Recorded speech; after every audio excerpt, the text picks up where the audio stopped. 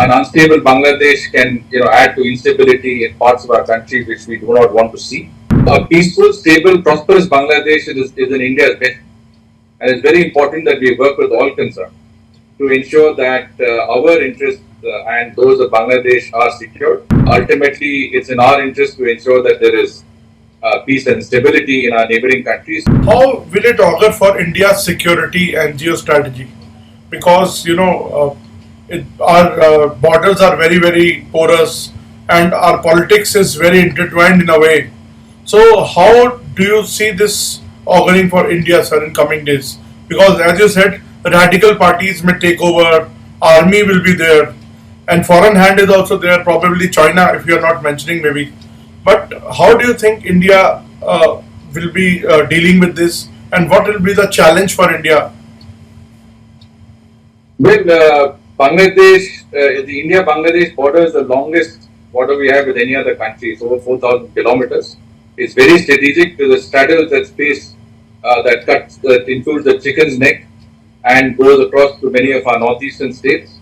An unstable Bangladesh can, add to instability in parts of our country which we do not want to see. So a peaceful, stable, prosperous Bangladesh is in India's best, and it's very important that we work with all concerned to ensure that our interests and those of Bangladesh are secured. I would think that the developments that have occurred have been really to avoid further bloodshed, because it was clear that had the status quo remained, it would have resulted in significant uptake in the violence. Ultimately, it's in our interest to ensure that there is peace and stability in our neighboring countries. So I think those developments, recent developments, have played out in a practical manner, Sir, and we will be engaged. And just answering last part of your question, I have no doubt that our interlocutors will be engaged with the concerned people in Bangladesh, and that we will ensure that our larger interests are protected, and that we will work constructively to ensure that there is peace and stability in Bangladesh. Mrs. Chinda, you also served as a foreign secretary.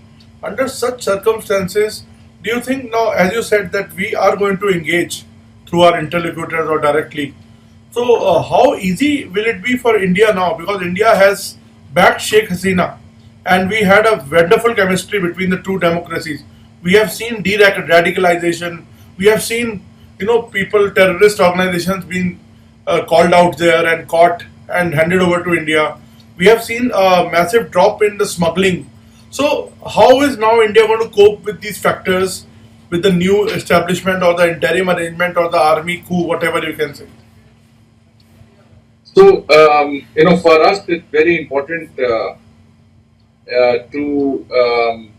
be engaged with Bangladesh. We had a very very good relationship with the government of Prime Minister Sheikh Hasina.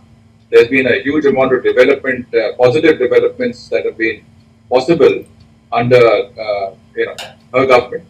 But at the end of the day, the relationship is based on a people-to-people contact. There's a strong people-to-people connect.